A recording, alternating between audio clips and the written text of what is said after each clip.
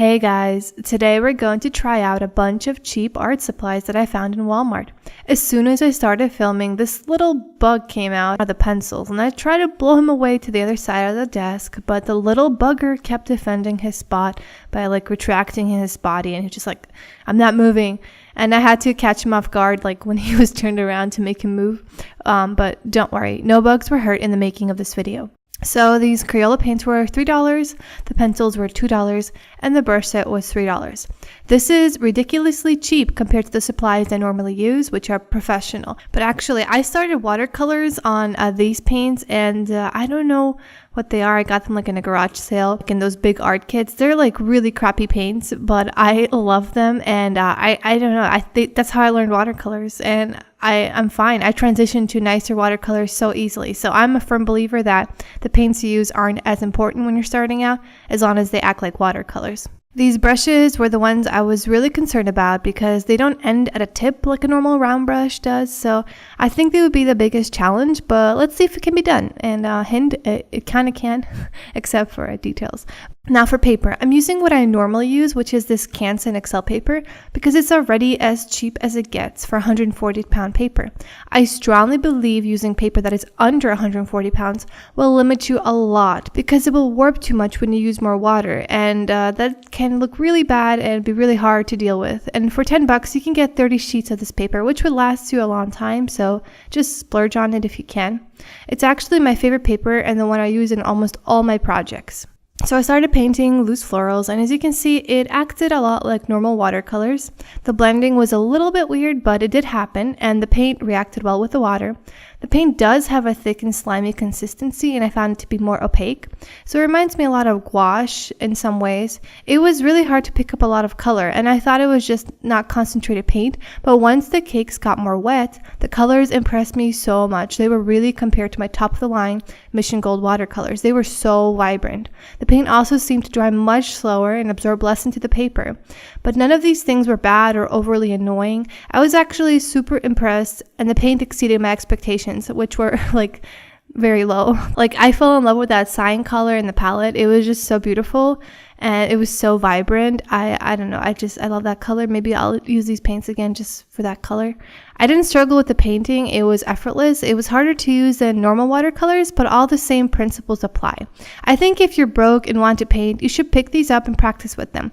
Once you have money, you can buy nicer paints, and the transition will be easy and you'll have more skills. As for the brushes, I would not recommend them if you do detailed pieces, but if you want to just have fun and do loose stuff, then they'll do. I didn't really have much trouble using them, and the flat ends made it easy to make little circles and petal shapes. They were a little tougher than the watercolor brushes I normally use, which are soft, but it was fun. Another great thing about the paint is they're washable. You can always erase mistakes with wet paper towel, even after they're dry. You can do that with most paints, but usually they stain a little more, they're harder to take off. This one was really easy to erase. This can make layering hard, but I didn't really see much trouble with that. Also, when I was trying to draw with the pencils on the middle flower, it didn't work because the surface was shiny and slippery from too much paint. Normally, I don't use that much paint when I use my watercolors because they're so concentrated, but I had no trouble drawing on the background, so it's about diluting the paint if you want to use pencils on top or something else. I think you'll be fine with ink and gel pens, but yeah, pencils. The pencils were okay, on their own. They didn't pop off the black paper as much, and it was hard to fill in an area perfectly. There was a lot of gaps. They weren't like the silky Prismacolors that I use, but they're pretty similar, and for small details, they do fine. Also, the highlighter green was really cool because it literally popped off the page, or you could just use normal highlighters. But still, it was okay. I mean, I don't really recommend these too much, but if it's all you can afford, then go ahead, have fun. It's really the paint that surprised me in this piece. So if you want to start in watercolors but don't have the money for nice paints, or are not sure if you want to invest more money yet, maybe you want to try them out first, you can use these. They will act very similarly and are very saturated. Even if you have a kid and you want to give them paints, these are fine to give them. They will learn the skill from these. As you can see, it's not the tool, but the artist.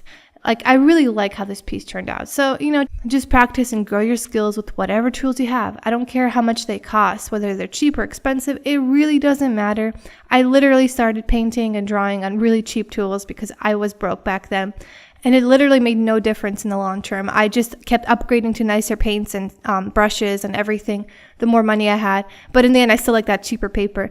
But I mean, it's not a big deal. It didn't hinder my skills in any way. I still grew them and I still learned. And now I appreciate my nicer paints more. And that's it. I mean, it's not a big deal. I'm not going to be a snob about it. Like, if some artist tells you that, oh, using that paint is like, that means you're not a watercolor artist or something. It's not true. Just, do your thing. It's watercolors. Watercolor is watercolor. Doesn't matter if it's crappy or nice.